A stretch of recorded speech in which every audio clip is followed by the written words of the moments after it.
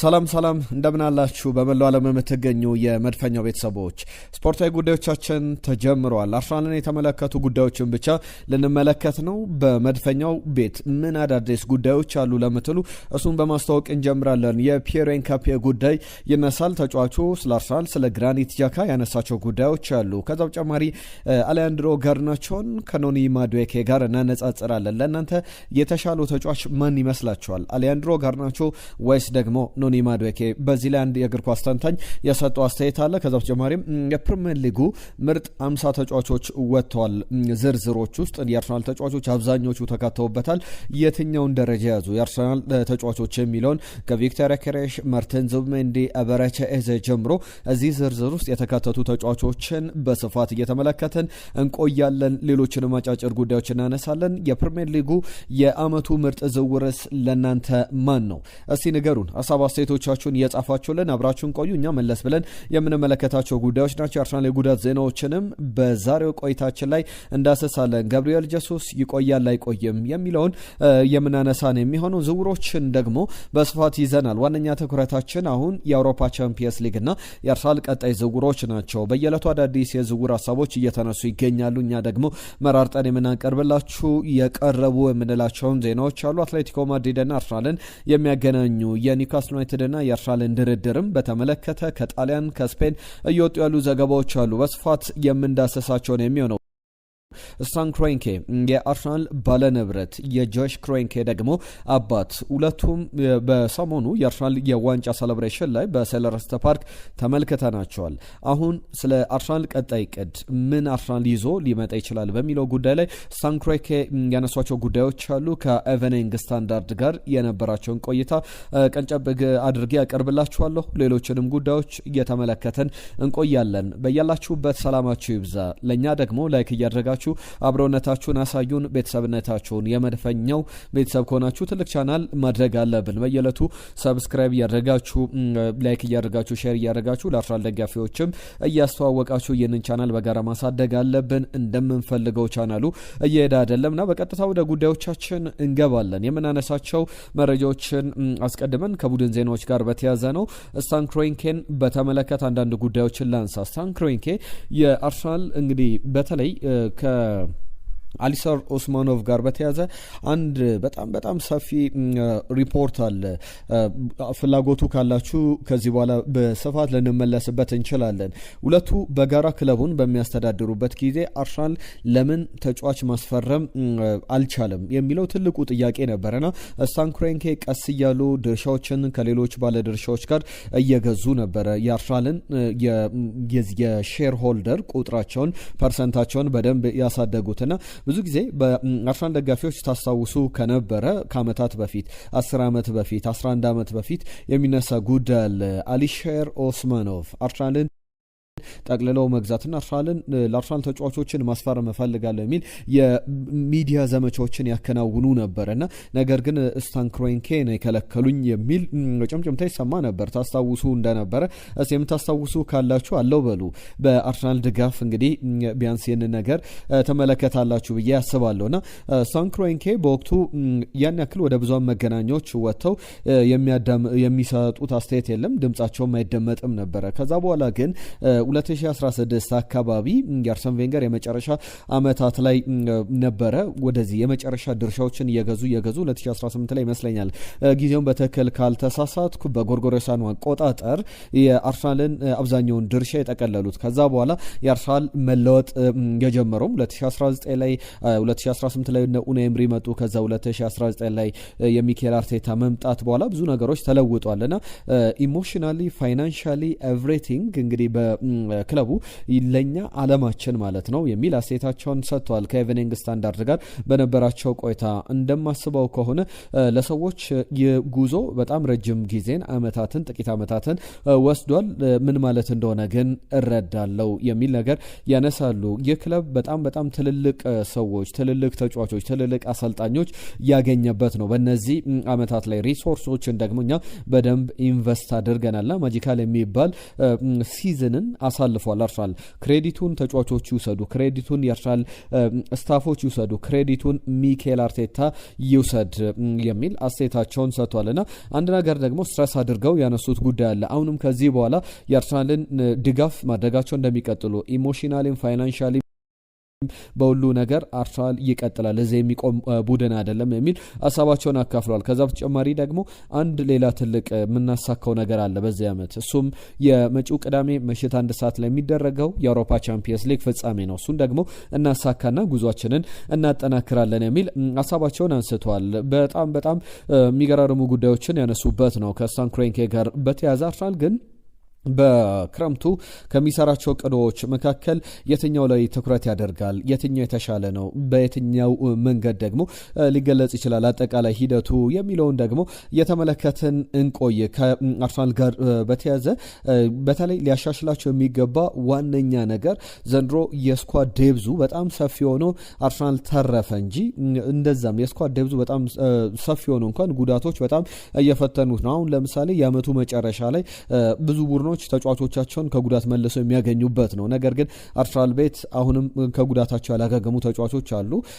የቤን ዋይት ጉዳይ ይነሳል። በዚህ ዓመት ላይ የቻምፒየንስ ሊግ ፋይናልም አይደርስም። የጁሪን ቲምበርም ጉዳይ እዚሁ የጉዳት ዜናዎቹን ላንሳና ጁሪን ቲምበርንም በተመለከተ አሁንም የመጨረሻ ውሳኔዎች አልተሰጡም። ለቻምፒየንስ ሊግ ፋይናል ይደርሳል አይደርስም የሚለውን 2 ወር አካባቢ አልፎታል።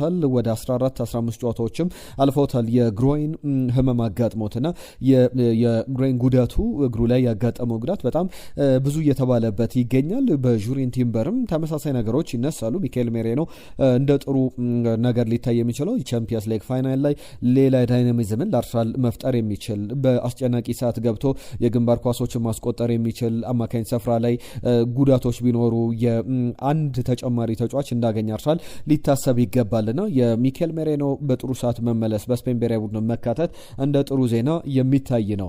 አርሰናል ግን ፋይናሊ በጣም ቤተር የሆነ አካሄድ መከተል አለበት። ከዚህ ከማች ፊትነስን ከመጠበቅ የተጫዋቾችን ጤና ከመጠበቅ አንጻር ሜዲካል ዲፓርትመንቱ ላይ ሪቪው ይሰራል ተብሎ ይጠበቃል። ከዚህ በፊት አንስቼላችኋለሁ። አንድ ከካዴዝ የመጣ ከስፔን የመጣ ባለሙያ በአርሰናል ቤት ምንድነው ጉዳቶቹ እንደዚህ ሊረዝሙ የቻሉት ሊደጋገሙ የቻሉት በውድድር ዓመቱ አርሰናል የንን ያክል ጠንካራ ስኳድ ይዞ እንኳን በጉዳት እንዴት ተፈተነ የሚለውን ለመመልከት ባለሙያ ቀጥሯልና በሚቀጥለው የውድድር ዘመን ሜዲካል ስታፉ ላይ በአርሰናል በኩል ትልቅ ለውጥ ይኖራል ወይም ደግሞ ችግሮቹ ማወቅ አለባቸው። የልምምድ ኢንቴንሲቲ ከሆነ የልምምድ ኢንቴንሲቲው ለውጥ እንዲደረግበት የሜዲካል ባለሙያዎች ሪከመንድ ማድረግ አለባቸውና እንደዚህ አይነት ነገሮች ይጠበቃሉ። አንደኛው ትልቁ ጉዳይ ነው። ከዛ ውጪ ግን የውሰት አሰጣጦች ላይ በውሰት የሚወጡ ተጫዋቾችን ትክክለኛ መዳረሻ እንዲያገኙ በማድረግ አሁን የአርሰናል ጥቂት ዝውውሮችን ቢያደርግ በውሰት ሊወጡ የሚችሉ ከዛ በተጨማሪም ሊሸጡ የሚችሉ ተጫዋቾች አሉና ያንን በደንብ መቆጣጠር አለበት። ወጣት ተጫዋቾች ላይም የበለጠ እና ማርላን ሶሎሞን፣ ሉዊስ ስኬሊ፣ ማክስ ዶመን፣ ኤታን ንዋኔሪን በመሳሰሉ በጣም የሚገራርሙ ወጣት ተጫዋቾችን በአመቱ አይተናል። ነገር ግን ያንን በደንብ ማሻሻል ያለበት ይመስላል። ሁሉም እነዚህ በአርሰናል እቅድ በአርሰናል አዲስ የውድድር ዓመት መካከል ከቻምፒየንስ ሊግ ፋይናልም በኋላ የሚታሰብባቸው የሚሰራባቸው ጉዳዮች ናቸው። ቀጣይ ቀናት ግን ዛሬ ማክሰኞ ዕለትን ላይ እንገኛለን። ረቡዕ፣ ሐሙስ፣ አርብ እያለ ቅዳሜ ምሽት 1 ሰዓት ላይ ደግሞ ቡዳፔስት ሃንጋሪ ላይ ሁሉም ዓለም የሚመለከተው ትልልቅ ጉዳዮች የሚከሰቱበት አይነት የአርሰናልም የዘመናት ቁስል የሚፈወስበት ነው። ፕሪሚየር ሊግን ከ22 ዓመታት በኋላ አሸንፏል። ቻምፒየንስ ሊግን ግን ባለክብር የሚሆንበት ሌሎች ቡድኖች ላይ እንግዲህ ለመድረስ ሩጫውን የሚጀምርበት አንደኛው ቀን ነውና ያ ደግሞ በትልቅ ደረጃ የሚጠበቅ ነው። ስለ አውሮፓ ቻምፒየንስ ሊግ ትናንትናም የመጡልን ሀሳቦች አሉ። በመልእክቶቻችሁ ላይ መለስ ብዬ አቀርባለሁ። ሀሳብ አስተያየቶቻችሁን አሁንም እየጻፋችሁልን አብራችሁን ቆዩ። ለእናንተ የፕሪሚየር ሊጉ የአመቱ ምርጥ ዝውውር ማን ነው ብዬ ስጠይቅ ነበር። አሁንም ሀሳባችሁን ጻፉልን። ከዛ በተጨማሪ ከኖኒ ማዱዌኬ እና ከአሊያንድሮ ጋር ናቸው በኳሊቲ የተሻለ ተጫዋች ማን ነው? ነገር ግን ስማቸውን ከመጥራትም በተጨማሪ ምን በዚህ ደረጃ ኖኒ ማዱዌኬ የተሻለ ነው የሚለውን ልታነሱልን ትችላላችሁ። የውድድር ዓመቱ ላይ ያየነባቸው ኳሊቲዎች አሉ። በእንግሊዝ ብሔራዊ ቡድን ውስጥ ተካቷል ኖኒ ማዱዌኬ፣ ስለሱም እናነሳለን።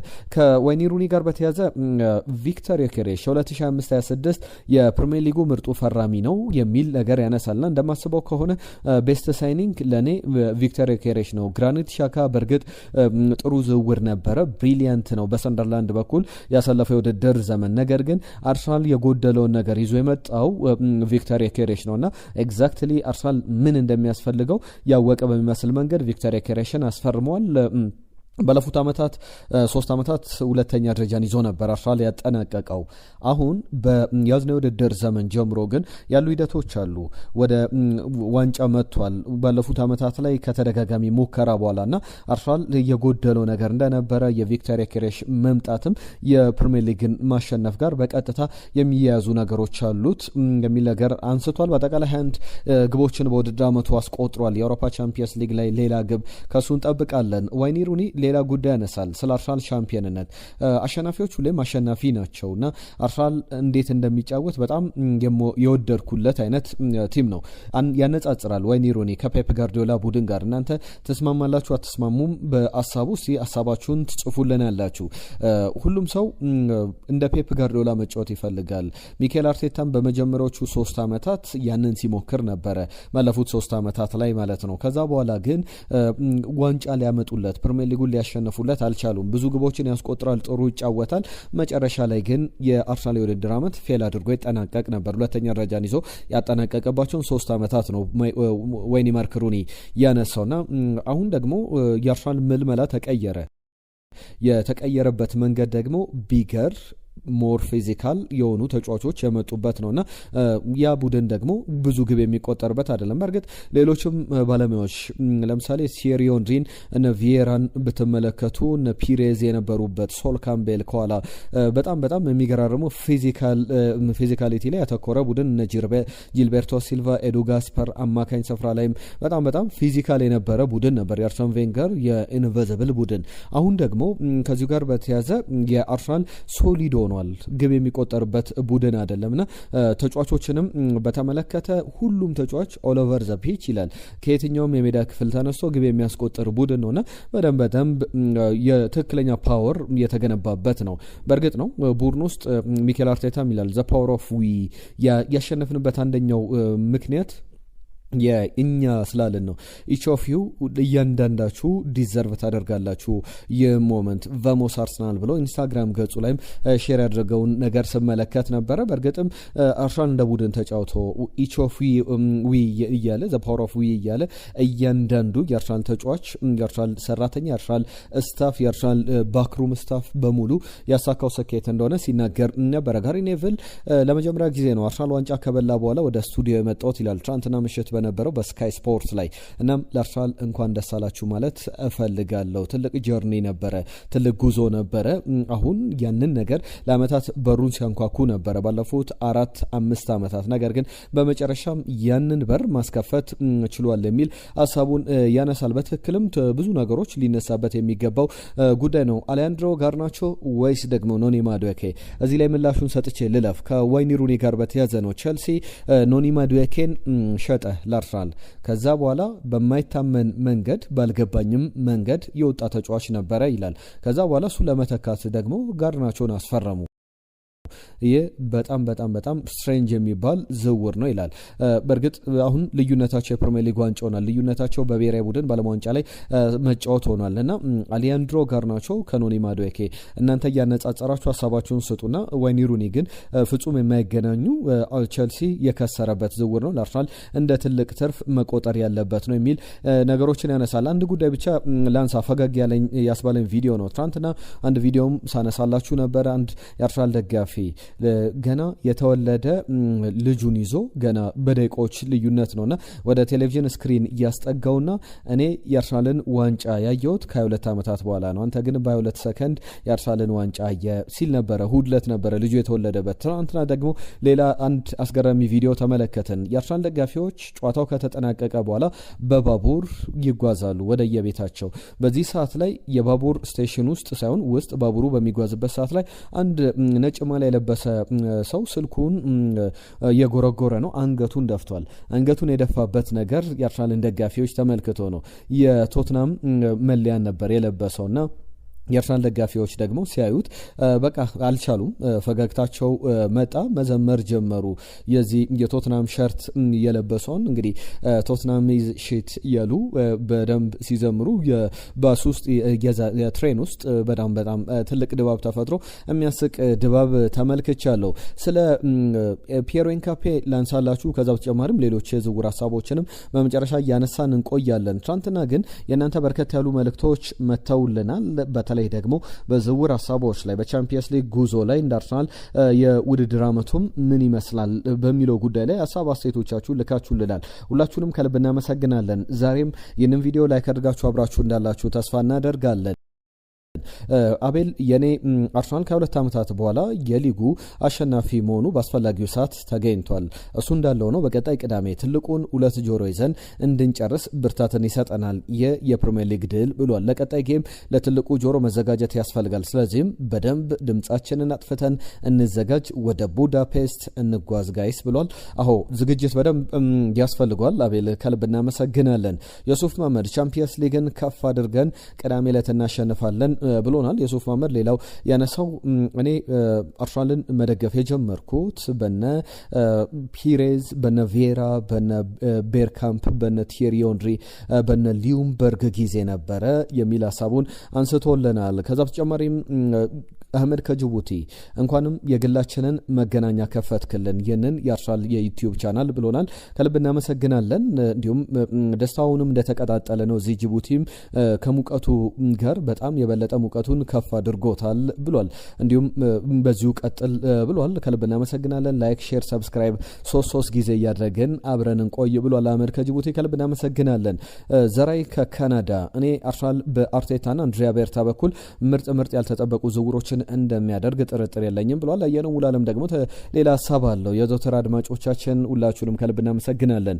ሮጀርስ ወደ መድፈኞቹ አይመጣም፣ ወሬ ብቻ ነው። አርሰናል አልቫሬዝን ከሚያስፈርም ክሩፒየን ቢያስፈርም የተሻለ ይሆናል ብሏል። አሌክስ ስኮት ግን በአማካኝ ቦታ ላይ የኔ ምርጫ ነው፣ የቀይ መስመር ተከላካይ፣ ወጣት ቀኝ ክንፍ ተጫዋች፣ ወጣት ወይም ታዳጊ የማል ተከላካይና ትክክለኛ ታጋይ ጨራሽ የግራ ክንፍ ተጫዋችና ወጣት ጨራሽ 9 ቁጥር በዮከሬሽ ቦታ ላይ የሚፎካከር አጥቂ አርሰናል ማስፈረም ይገባዋል የሚል ሀሳቡን አንስቶልናል። ስለ ፒየሮ ኢንካፔ እያነሳው ልቀጥል። ፒየሮ ኢንካፔ አንድ ጉዳይ ሲያነሳ ነበር። የሱን ዝውውርን በተመለከተ አነሳላችኋለሁ። እኔ በሌቨርኩሰን እያለሁ በባየሬና ግራኒት ዣካ ሁሌም ስለ አርሰናል በደንብ በአድናቆት በግርምት ብዙ ነገሮችን ሲናገር ሰማዋለሁ። ከዛ በኋላ እኔ ወደ አርሰናል ሊሄድ እንደሆነ ዜናዎች ተሰሙ። ዜናዎቹን ወዲያው በተሰማበት ቅጽበት ነበረ አጭር የጽሁፍ መልእክት የላከልኝ። ወደ አርሰናል ሂድ፣ ለአርሰናል ፈርም ብሎ እንግዲህ ኤጀንት ሆኖ ሰርቷል ማለት ነው ግራኒት ዣካ ፒየሮ ኢንካፔ ወደ አርሰናል እንዲመጣና ለአርሰናል ያለውን ፍቅርም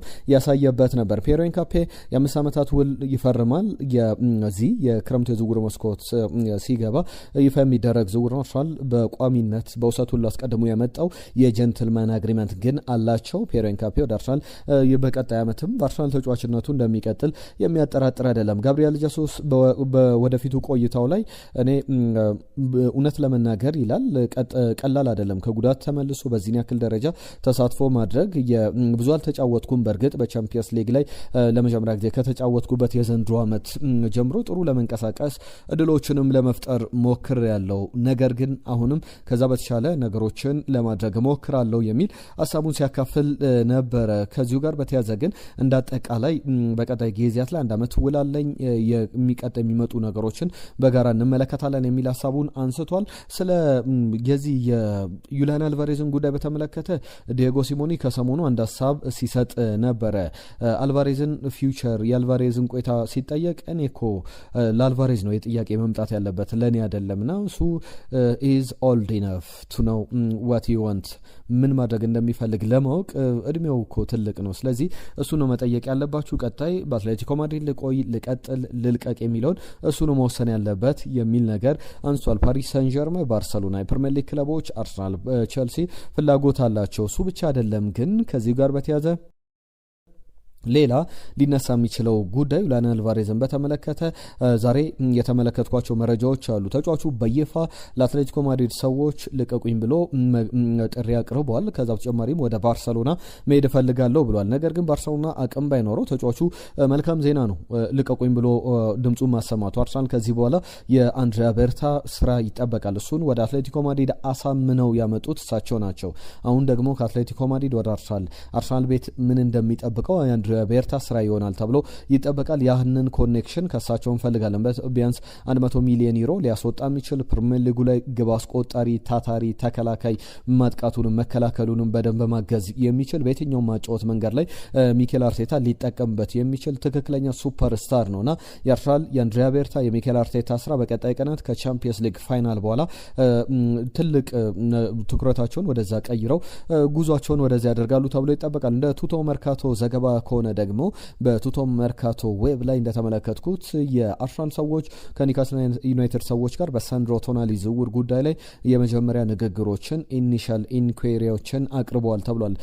ድርድሮች ዝም ብሎ አይደረጉም። የመጀመሪያ ጥያቄዎች ይቀርባሉ። የተጫዋች አቬለብል ነው ወይ የሚለውን ከዛ በኋላ ድርድሮች ከፍ እያሉ ይሄዳሉ። በጋራ ምን ያጋጥማል፣ ከዛ በተጨማሪም ምንድን ነው የምናደርገው የሚለውን ሁለቱም ያላቸውን ስታንድ ቁጭ ብለው ይደራደራሉ። ዝም ብሎ 100 ሚሊዮን ፓውንድ ክፈል አይደለም የሚባለው። በዚህ ኳሊቲዎች ተጫዋቹ ነገር ማሳካት ይችላል፣ በዚህ መንገድ ክለቡን ሊያግዝ ይችላል። ስለዚህ እንደዚህ ነው መታየት ያለበት፣ ዝውውሩ በዚህ መንገድ መጠናቀቅ አለበት የሚል ድርድሮች ይደረጋሉና ያንንም በደንብ እየተመለከተ እንገኛለን። የክሪስታል ፓላሱ መክሰን ሎክሯንን በተመለከተ ብዙ ሀሳቦች እየተነሱ ይገኛሉ። ሚኬል አርቴታ የተጫዋቹ ፈላጊ ነው። ሴንተር ባክ ቦታ ላይ ሪፖርት እየተደረጉ እንዳሉት ዘገባዎች ከሆነ በ40 ሚሊዮን ዩሮ እስከ 50 ሚሊዮን ዩሮ ድረስ ይህንን ተጫዋች ከክሪስታል ፓላስ አርሰናል ለማስፈረም ድርድር እያደረገ ይገኛል የሚሉ ዘገባዎችን በስፋት ወጥተዋል። የተወደዳችሁ ስፖርታዊ ጉዳዮቻችን እነዚህን ይመስላሉ።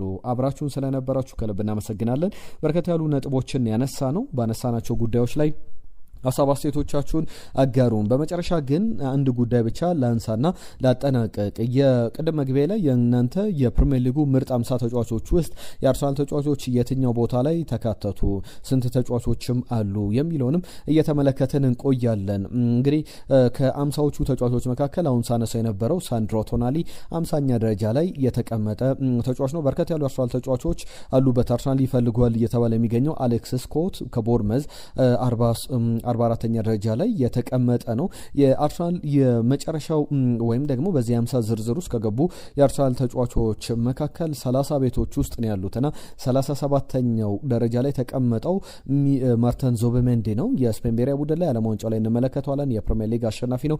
አዲሱ ፈራሚ ቪክተር ዮኬሬሽም 36ኛ ደረጃ ላይ የፕሪሚየር ሊጉ ምርጥ ዝውውርም ያለው ይገኛል። ዋይኒ ሩኒ 36ኛ ደረጃን አግኝቷል። ቡካዮ ሳካ 32ኛ ደረጃ ተሰጥቶታል። ካሳለፈው የውድድር ዘመን ጉዳቶች፣ ፈተናዎች ብዙ ነገሮችን መጥቀስ ይቻላል። በዚህ ደረጃ ላይ ቡካዮ ሳካ በሙሉ ጤንነቱ ላይ ቢሆን እዚህ ላይ የሚቀመጥ ተጫዋች እንዳልሆነ ማንሳት ይቻላል። ማርቲን ዙቢሜንዲ፣ ቪክተር ዮኬሬሽ፣ ቡካዮ ሳካ ላይ ደርሰናል። ቀጣይ የሚመጣው ከነ ቡካዮ ሳካ በመቀጠል የአርሰናል ተጫዋች በውድድር አመቱ ጥሩ ጊዜን ካሳለፉ ተጫዋቾች መካከል እንግዲህ ወደ ታች ዝቅ ብሎ ከ15ኛ በታች 14ኛ ደረጃ ላይ በተለይ 2 ወራትን በጉዳት የመጨረሻዎቹን ወሳኝ የሲዝኑ ወራትን በጉዳት ባያሳለፍ ኖሮ ከቶፕ 10 ውስጥ የሚገባ ተጫዋች ነበር። ጁሪን ቲምበር የፕሪሚየር ሊጉ ምርጡ ራይት ባክ ነበረ ብሎ መመስከር ይቻላል። እናንተስ ምን ታስባላችሁ ስለ ጁሪን ቲምበር? ጁሪን ቲምበር አሁንም በቻምፒየንስ ሊግ ፋይናል ላይ እንዲመለስ የአርሰናል ደጋፊዎች በሙሉ ምኞት ነው። ዊሊያም ሳሊባን ስናገኝ 12ኛ ደረጃ ላይ ይቀመጣል።